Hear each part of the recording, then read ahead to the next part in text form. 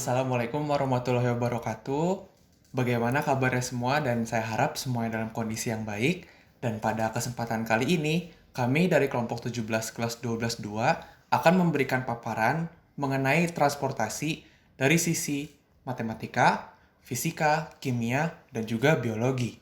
Pertama-tama, saya, Farel Iskandar Legari dari kelas 12-2 absen 11, akan memberikan paparan dari sisi matematika. Tepatnya, saya akan melakukan demand forecasting atau prediksi penumpang yang akan datang pada Bandar Udara Ngurah Rai. Untuk melakukan demand forecasting ini, saya telah mengumpulkan data pengunjung Bandara Udara Ngurah Rai dari tahun 2006 sampai dengan tahun 2020. Yang nantinya data ini akan saya olah menggunakan metode regresi linear untuk melakukan prediksi seberapa banyak penumpang yang akan datang di tahun yang akan mendatang, atau lebih tepatnya tahun rencana desain bandara. Pengolahan data ini juga disertai dengan signifikansi. Signifikansi merupakan suatu pengukuran mengenai seberapa tepat metode regresi linear yang telah dibuat terhadap data yang ada di dunia nyata. Nilai signifikansi ini nantinya dapat berpengaruh terhadap keputusan engineer yang akan membangun bandar udara, agar bandar udara yang dibangun dapat tepat sasaran dalam menampung penumpang yang kira-kira akan datang di tahun yang akan mendatang atau tahun rencana bandara. Untuk memperjelas model perhitungan yang saya gunakan, saya akan mencoba menjelaskan mengenai metode regresi linear dan juga signifikansi, serta penjabaran rumus dan cara saya menggunakannya dalam perhitungan yang saya lakukan kali ini. Regresi linear adalah metode statistika yang digunakan untuk membentuk model atau hubungan antara satu atau lebih variabel bebas X dengan sebuah variabel respon Y.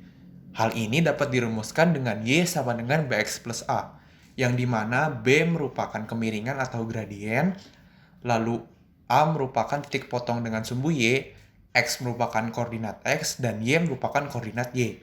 Lalu untuk signifikansi atau nilai R kapital kuadrat bisa didapatkan dari jarak rata-rata sebenarnya dibagi oleh data jarak rata-rata perkiraan, yang dimana perkiraan ini didapatkan dari persamaan regresi linear yang telah dibuat sebelumnya. Signifikansi memiliki skala dari 0 sampai 1, yang dimana jika nilai signifikansi suatu persamaan regresi linear mendekati angka 0, maka persamaan regresi linear tersebut memiliki keakuratan yang cukup jauh dari dunia nyata.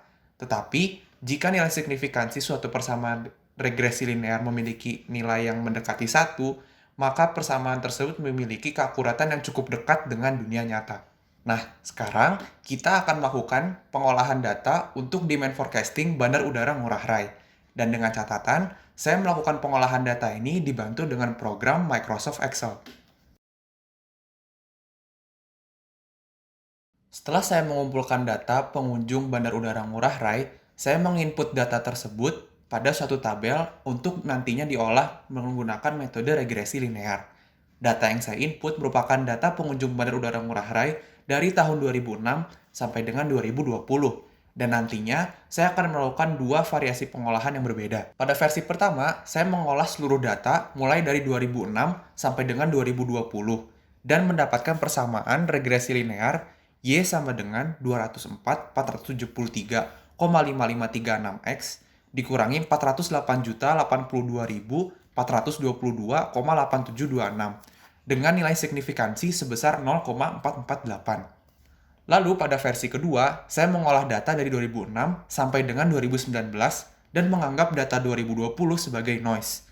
Dari hasil pengolahan ini didapatkan persamaan Y sama dengan 309.263,4659X dikurangi 618.745.076,6923 dan dengan nilai signifikansi sebesar 0,9441. Lalu, untuk melakukan data prediksi penumpang yang akan datang di masa depan, kita dapat menarik data kita ke tahun yang kita inginkan. Misalnya, kita ingin memprediksi seberapa banyak penumpang yang datang di tahun 2040. Maka kita bisa tarik variabel X-nya ke tahun 2040, lalu substitusikan ke persamaan yang kita punya. Yang pertama, kita akan mencoba menggunakan persamaan versi pertama untuk melakukan prediksi ini. Maka pertama, kita perlu mensubstitusikan nilai X yaitu 2040 ke persamaan yang telah kita peroleh. Maka kita akan mendapatkan nilai Y sebesar 9.043.626. Hal ini berarti pada tahun 2040, Diperkirakan akan ada sebanyak 9.043.626 penumpang yang akan datang ke Bandar Udara Ngurah Rai.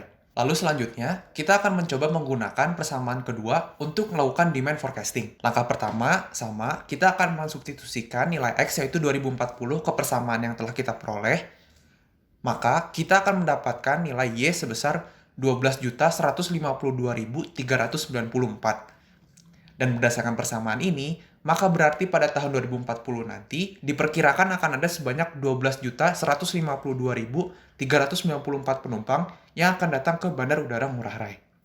Terdapat suatu alasan mengapa saya menggunakan dua persamaan yang berbeda untuk melakukan demand forecasting bandar udara yang sama.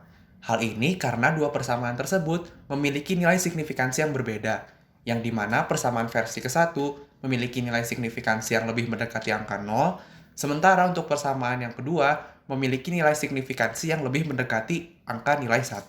Berdasarkan teori, hal ini berarti persamaan versi ke-1 memiliki tingkat keakuratan yang lebih rendah dibandingkan persamaan versi kedua. Akan tetapi, pada faktanya di lapangan, terdapat banyak faktor yang mempengaruhi jumlah orang yang ingin datang ke suatu bandar udara. Faktor tersebut diantaranya adalah faktor ekonomi, keadaan lingkungan daerah bandara itu berada, ketertarikan masyarakat terhadap suatu daerah, dan juga suatu keadaan yang sedang kita alami bersama, yaitu pandemi. Yang dimana hal-hal ini dapat mempengaruhi nilai signifikansi serta perhitungan data metode regresi linear yang telah dilakukan. Oleh karena itu, para engineer harus menggunakan logika berpikir yang lebih dan tidak hanya mengacu pada persamaan yang telah dibuat untuk memutuskan suatu keputusan yang dalam hal ini konteksnya merupakan pembangunan bandara. Karena perlu diingat bahwa matematika sesungguhnya hanyalah alat bantu bagi para engineer untuk memprediksikan bagaimana kondisi sesuatu ke depannya, bukan menjadi patokan yang pasti. Sekian pemaparan dari sisi matematika dari saya. Saya harap pemaparan yang saya berikan dapat memberikan manfaat untuk kita semua. Dan selanjutnya, akan ada pemaparan bidang transportasi dari sisi fisika oleh teman saya, Aulia Reta. Terima kasih Farel Iskandar Legeri atas pemaparan dari segi matematikanya. Assalamualaikum warahmatullahi wabarakatuh. Nama saya Aulia Reta dari kelas 12.2 absen 8. Sekarang saya akan melanjutkan memaparkan aplikasi dari segi fisika. Dari video sebelumnya dapat kita pertanyakan, hal-hal apa saja sih yang menyebabkan pesawat bisa terbang? Faktor-faktor apa saja yang mempengaruhi pesawat itu bisa terbang? Dari gambar ini bisa kita lihat bahwa pesawat itu memiliki 4 gaya. Yang pertama ke sini yaitu gaya dorong, lalu yang ke bawah yaitu gaya berat, yang ke belakang itu adalah gaya hambat, dan terakhir yang ke atas adalah gaya angkat. Menurut hukum Newton pertama, hukum Newton ke-1, jika resultan gaya bernilai 0, maka benda yang diam akan tetap diam, dan benda yang bergerak akan tetap bergerak dengan kecepatan konstan. Jika gaya gravitasi sama dengan gaya angkat, lalu gaya dorong sama dengan gaya hambat, maka sigma F sama dengan 0. Dari sini bisa kita simpulkan bahwa pesawat itu dapat diam atau pesawat bisa bergerak dengan kecepatan yang konstan. Lalu yang kita butuhkan di sini adalah bagaimana pesawat itu bisa terbang. Agar pesawat itu bisa terbang, dia membutuhkan tekanan yang mendorong pesawat itu agar dia bisa naik. Berarti F angkat yang di atas itu harus lebih besar daripada F berat. Nah, bagaimana caranya supaya F angkat bisa lebih besar daripada F berat?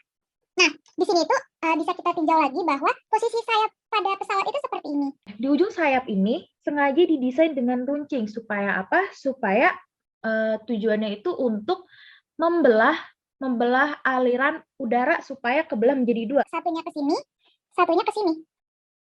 Di sini terjadilah gaya reaksi dan aksi. Di sini bisa gaya aksi, dan di sini adalah gaya reaksi.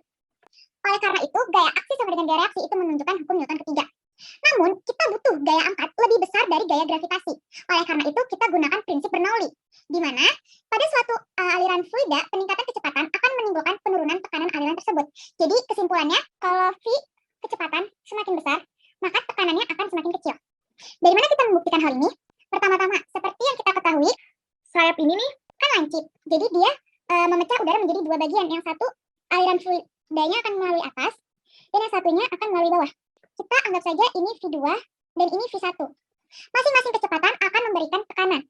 Misalnya ke sini P2, yang ke sini P1. Lalu bagaimana agar P1 ini lebih besar daripada P2? Nah, di sini bisa kita lihat kalau misalnya angin bergerak nih ke sini. Lalu bentuk sayap itu seperti ini. Di sini, di ujung sini, aliran udara itu akan memecah belah menjadi dua bagian. Yang satu akan mengalir lewat atas, yang satu akan mengalir lewat bawah. Nah, kenapa pesawat itu kalau misalnya mau take off, saat mau terbang ke atas, kenapa dia itu melaju lebih cepat? Karena kita membutuhkan kalau V2 itu lebih besar daripada V1. Kenapa V2 bisa melaju lebih cepat? Karena di bagian atas ini, dia ini terhambat hanya segini. Dia hanya mengalami pembelokan di sini. Nah, sisanya itu udara mengalir dengan bebas di sini. Oleh karena itu, di aliran udara yang bagian atas tidak ada hambatan. Makanya V2 bisa mengalir dengan cepat. Sehingga tekanan aliran udara di bawah ini mengalirnya kan ke bawah. Nah, di sini tuh dia ada hambatan nih yang di bawah. Oleh karena itu udara menumpuk di sini. Tek tek tek tek tek tek tek. Dan kalau misalnya nih kita ditekan sangat begitu cepat, nah di sini tuh semua udara yang terhambat akan menumpuk. Yang menumpuk ini akan menjadi F1. F1 di sini akan besar karena udara-udara yang ada di melewati jalur V1 ini dia menumpuk dan F1 di sini akan menjadi besar. Karena F1 di sini menjadi besar, oleh karena itu tekanannya tuh jadi lebih besar juga. Seperti ini. Atau kurang jelas seperti ini. Dia turun ke bawah, terus abis itu F1-nya numpuk di sini, F1 itu dia numpuk gitu. Nah, habis itu dia mengakibatkan tekanan ke atas. Dibandingkan tekanan di bawah, dibandingkan tekanan yang di atas, dia itu kan meluncur begitu saja. Jadi di sini tuh tidak ada, di bagian atas tidak ada yang menahan si aliran udara tersebut. Jadi F2-nya otomatis lebih kecil dan tekanan P2-nya pun yang ke bawah menjadi lebih kecil juga. Oleh karena itu P1 jadinya lebih besar, jadi dia jadinya terangkat. Ditambah lagi di bagian ekor, belakang ekor ini, dia tuh ada semacam roketnya gitu yang fungsinya itu membuat pesawat itu menjadi maju. Jadi misalnya ini roket, terus habis itu di sini numpuk bikin tekanan ke atas, ini roketnya maju, jadi pas dia maju ini sambil ke arus, nah lama-lama pesawat itu menjadi naik. Dia maju, terus ini ngangkat, nah lama-lama pesawat itu menjadi naik. Dengan posisi pesawat juga kenapa miring? Sama seperti konsep si sayap ini. Dia di sini tekanannya F-nya numpuk di sini, sehingga tekanan P1-nya jadi lebih besar daripada si P2 ini. Lalu di bagian bawah pesawat juga ada baling-baling. Di baling-baling ini tuh fungsinya juga untuk mengatur aliran udara, dan juga dia juga untuk bikin si pesawatnya juga maju, karena di dalam baling-baling itu juga ada jet. Kalau misalnya dulu pesawat itu menggunakan sistem baling-baling, kalau sekarang pesawat itu pakai jet seperti ini.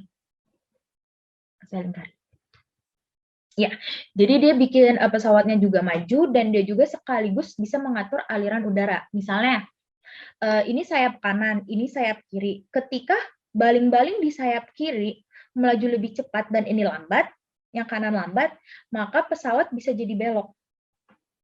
Jadi fungsinya baling-baling ini untuk memajukan pesawat dan juga membelokkan pesawat. Sedangkan fungsi si sayap ini, dia tuh bisa untuk menaikkan pesawat, naik, dan juga turun. Nah, kalau misalnya pesawat turun ini, kan biasanya tuh kalau pesawat itu tuh suka ada, kalau mau turun, dia tuh pasti sayapnya tuh dibolong-bolong gitu, bukan bolong, gimana ya, kayak terbuka gitu bagiannya seperti foto ini. Nah, itu tuh tujuannya tuh untuk mengurangi tekanan aliran udara. Jadi, yang harusnya udaranya terhambat, dia terbuka, jadi mengurangi tekanan udara sehingga P2 yang dari atas ke bawah menjadi lebih besar daripada tekanan dari bawah ke atas, sehingga lama-lama yang ini maju terus ini turun, jadi dia lama-lama landing. Namun pesawat turun juga posisinya seperti ini. Dari seperti ini lama-lama seperti ini. Lalu sekarang saya akan meninjau dari hukum Bernoulli untuk menguatkan konsep yang barusan saya terangkan. Menurut hukum Bernoulli, saat pesawat ini take off, tekanan di P1 harus lebih besar daripada tekanan di P2. Di mana yang sudah saya jelaskan, V2 harus lebih besar daripada V1. Itulah konsep hukum Bernoulli. Berdasarkan rumus hukum Bernoulli, dikatakan bahwa tekanan ditambah massa jenis kali gravitasi kali ketinggian ditambah setengah kali massa jenis kali kecepatan kuadrat itu sama dengan konstan. Maksudnya konstan itu apa? Maksudnya jika ada dua kasus, lalu dijumlahkan itu dua-duanya itu sama. Seperti rumus energi mekanik, yang EM1 sama dengan EM2. Nah, halnya itu sama seperti ini.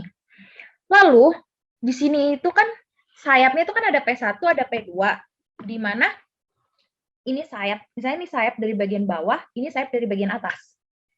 Nah, si sayap ini itu memiliki tentunya memiliki ketinggian yang hampir sama. Semisalnya dari sini ke sini itu, ini adalah H1. Lalu, dari sini ke sini itu adalah H2. Nah, H1 dan H2 itu dikatakan hampir sama. Mengapa? Karena sayap pada pesawat itu tuh tipis. Jadi, kita asumsikan bahwa H1 sama dengan H2.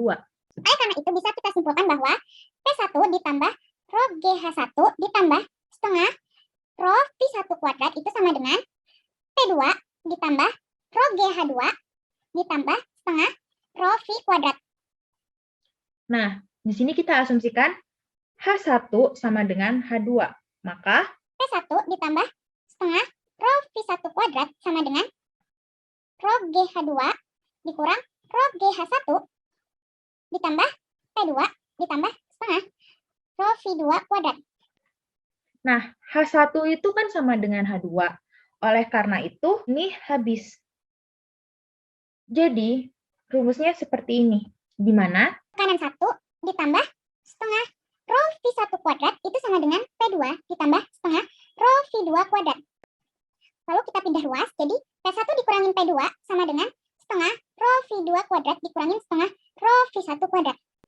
Lalu rumus tekanan yaitu P sama dengan gaya dibagi luas. Di mana luas sayap itu misalnya ini sayap bawah dan ini sayap bagian atas. Ini dari P1, ini dari P2. Mereka itu kan satu sayap yang sama. Jadi sudah pasti itu luas mereka juga sama. Jadi A1 sama dengan A2. Oleh karena itu kita ubah lagi menjadi F1 per A dikurangin F2 per A itu sama dengan setengah kali massa jenis dalam kurung V2 kuadrat dikurangin V1 kuadrat. Lalu dari sini bisa kita pindah ruas lagi atau ini jadi seperti ini. Ini dijadiin satu hanya. Jadi F1 dikurangin F2 sama dengan setengah kali massa jenis dalam kurung V2 kuadrat dikurangin V1 kuadrat. Nah, dari sini bisa kita buktikan bahwa F1 dikurangin F2 ini sama dengan gaya angkat pada pesawat terbang. Nah, gaya angkat pada pesawat terbang ini merupakan selisih antara gaya yang mendorong di bawah dan gaya yang mendorong di atas. Nah, di sini juga dapat kita buktikan bahwa V2 kuadrat dikurangin V1 kuadrat, yang artinya V1 itu lebih kecil daripada V2. Dan itu benar, V1 lebih kecil daripada V2. Kenapa lebih kecil daripada V2 yang atas itu? Karena di V1 ini ada hambatan. Karena bentuk sayapnya itu seperti ini. Jadi di sini itu kan ada hambatan. Jadi saat saat udara mengalir seperti ini, dia tuh ada yang ke atas, ada yang ke bawah. V1 pasti mengalir lebih cepat karena dia tuh hambatannya cuma di sini doang nih. Di sini doang cuma kecil, terus dia membelok, terus itu dia udah bebas. Jadi dia melaju lebih cepat. Jika dia melaju lebih cepat, ini dia tidak ada hambatan yang sehingga F1-nya itu lebih kecil. Karena dia udah kayak gini aja gitu. Terus habis itu kalau yang di bawah V2 di sini V2 gini, terus habis itu kan numpuk di sini semua nih udaranya nih, karena dia terhambat. Nah, karena dihambat ini dia pasti jadi dorongan F2-nya jadi lebih besar. Jika F2 lebih besar, maka tekanannya juga lebih besar. Nah, oleh karena itu terbuktilah hukum Bernoulli bahwa semakin cepat V-nya, maka tekanannya akan semakin kecil. Sekian pemaparan fisika dari saya. Selanjutnya pemaparan kimia akan dilanjutkan oleh Antonin Arya Kirano. Terima kasih. Wassalamualaikum warahmatullahi wabarakatuh.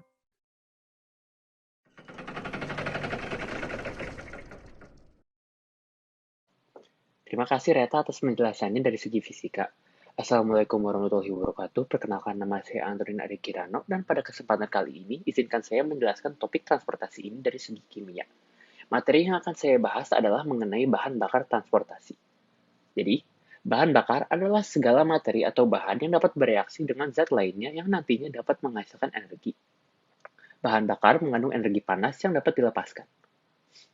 Bahan bakar yang dipergunakan dapat diklasifikasikan dalam 3 kelompok, yakni bahan bakar berbentuk cair, gas, dan padat. Namun pada video ini saya hanya akan menjelaskan mengenai bahan bakar cair saja. Bahan bakar cair adalah bahan bakar yang strukturnya tidak rapat, seperti contohnya bensin, minyak tanah, ataupun minyak solar. Jenis bahan bakar cair pertama yang akan saya bahas adalah bensin. Bensin tersusun dari hidrokarbon rantai lurus, mulai dari C7 atau heptana sampai dengan C11. Dengan kata lain, bensin terbuat dari molekul yang hanya terdiri dari hidrogen dan karbon yang terikat satu sama lain sehingga membentuk rantai. Komponen utama bensin adalah N-heptana dan isooktana. Bensin, yang komponen terbanyaknya adalah hidrokarbon rantai bercabang, akan memiliki energi hasil pembakaran yang lebih besar dibandingkan dengan bensin yang komponen terbanyaknya adalah rantai lurus. Mutu bensin ditentukan oleh efektivitas pembakarannya dalam mesin. Kurangnya efektivitas ini ditandai dengan suara ketukan atau knocking dalam mesin. Dengan demikian, sebaiknya menggunakan bensin yang komponen senyawa hidrokarbon bercabangnya banyak. Komponen bensin yang paling banyak cabangnya adalah 2,2,4 trimetylpentana, atau akrab disebut sebagai isooktana. Persentase isooktana dalam suatu bensin disebut angka oktana, atau bilangan oktan. Kualitas bensin ditentukan oleh besarnya bilangan oktan. Semakin tinggi bilangan oktan suatu bensin, maka semakin bagus kualitas bensin tersebut dan semakin efisien dalam menghasilkan energi. Isooktana memiliki bilangan oktan tertinggi, yakni 100, sedangkan N-heptana memiliki bilangan oktan terendah, yakni 0. Campuran kedua senyawa tersebut dijadikan standar untuk mengukur bilangan oktan.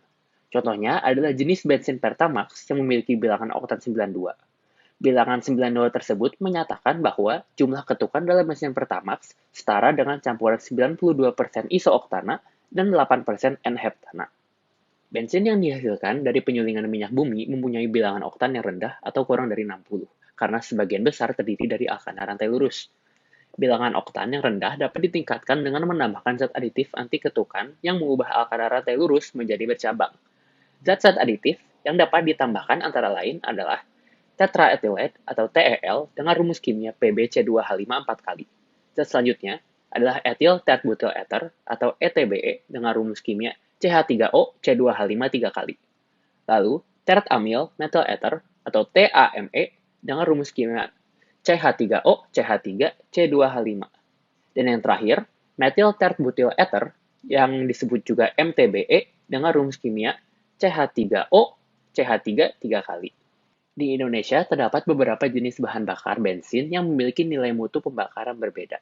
Nilai mutu jenis BBM bensin ini dihitung berdasarkan nilai RON, atau Random Octane Number. Jenis bensin pertama adalah Premium, dengan RON sebesar 88. Lalu, Pertamax dengan nilai RON sebesar 92. Dan yang terakhir, Pertamax Plus, dengan nilai RON sebesar 95. Bahan bakar cair selanjutnya yang akan saya bahas adalah bahan bakar diesel. Bahan bakar diesel secara umum adalah bahan bakar cair apapun yang digunakan untuk mesin diesel. Jenis yang paling umum adalah minyak bahan bakar yang berasal dari hasil distilasi fraksi minyak bumi. Distilasi fraksional adalah pemisahan komponen dari zat penyusun suatu campuran larutan berdasarkan perbedaan titik didih dengan menggunakan distilasi secara bertingkat. Jenis diesel pertama yang akan saya bahas adalah petrodiesel. Petrodiesel, atau disebut juga sebagai minyak solar atau solar fossil, adalah jenis bahan bakar diesel yang paling umum. Petrodiesel dihasilkan dari distilasi fraksional minyak mentah pada suhu 200 Celcius hingga 350 Celcius dengan tekanan atmosfer. Distilasi ini menghasilkan campuran rantai karbon yang biasanya mengandung antara 9 dan 25 atom karbon per molekul.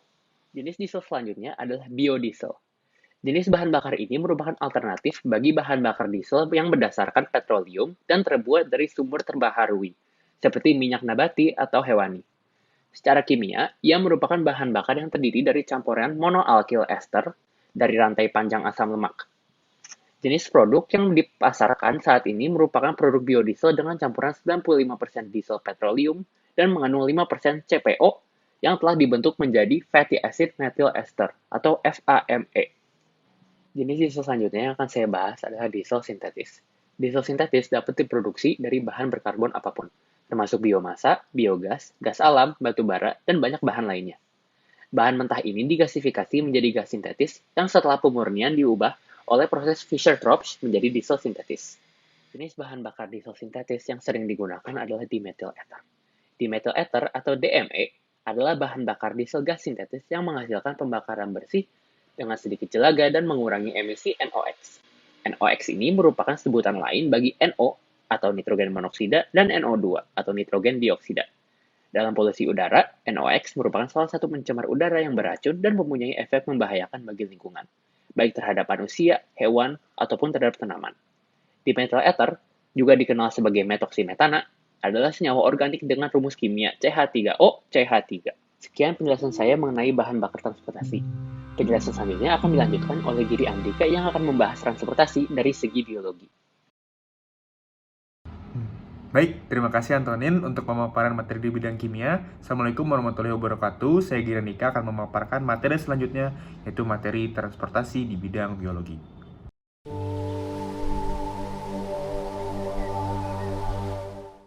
Modernisasi memiliki dampak positif dan negatif terhadap transportasi. Modernisasi transportasi memudahkan masyarakat dalam menempuh perjalanan dengan waktu yang singkat. Namun, dampak yang disebabkan dari kemajuan transportasi sangat beragam. Salah satunya yaitu polusi udara.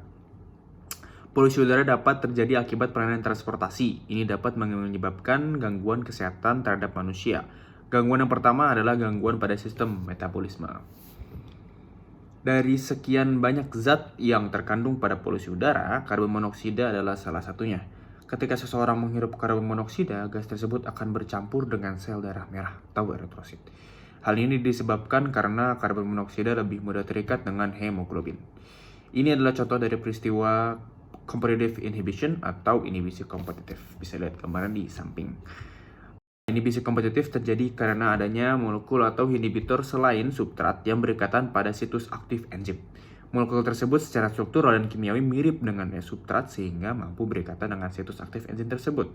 Adanya pengikatan inhibitor memblokir sisi aktif enzim sehingga mencegah substrat berikatan dan reaksi antara enzim substrat pun terhenti. Terlalu banyak terpapar karbon monoksida, seseorang akan mengalami hipoksia atau kekurangan oksigen. Bermula dari gejala-gejala permulaan seperti sakit kepala, tegang, pusing, dan lain-lain. Lalu ke gejala-gejala lanjutan seperti mulai sesak napas atau bahkan kehilangan kesadaran dan bahkan bisa menyebabkan kematian. Sedikit menyeramkan ya. Gangguan berikutnya yaitu gangguan pernapasan manusia. Bisa kembali samping, sebagian besar polusi udara yang disebabkan manusia berbentuk debu atau bisa disebut juga dengan alergen. Partikel ini berpengaruh pada kondisi pernapasan manusia, terlebih jika masuk ke dalam tubuh manusia, alergen dapat mengaktifkan sel-sel radang atau leukosit. Ada 5, yaitu ada neutrofil, ada basofil, ada eosinofil, lalu ada limfosit dan monosit. Ya, leukosit terbagi menjadi 2 sebenarnya. Menjadi 2 lagi, leukosit terhadap awal yaitu basofil, eosinofil, dan neutrofil, sementara leukosit tahap akhir yaitu limfosit dan monosit. Ya, bisa lihat gambar di samping. Ini adalah gambar dari bronkitis ya, ada cairannya. Sel-sel radang ini, jadi ini tuh suatu bentuk sel radang gitu ya. Sel-sel radang ini akan membentuk suatu bentuk cairan, seperti gambar di samping, serus, mukus, dan pus. Sebagai suatu bentuk pertahanan tubuh terhadap alergen yang memasuki tubuh. Dapat terjadi dua kemungkinan, yaitu cairan sel radang tadi berhasil melawan alergen dan sembuh, atau cairan sel radang tadi tidak berhasil melawan alergen. Jika tidak, maka akan menyebabkan penyakit-penyakit kronis, diantaranya emfisema atau pneumonia, bronkitis, dan asma.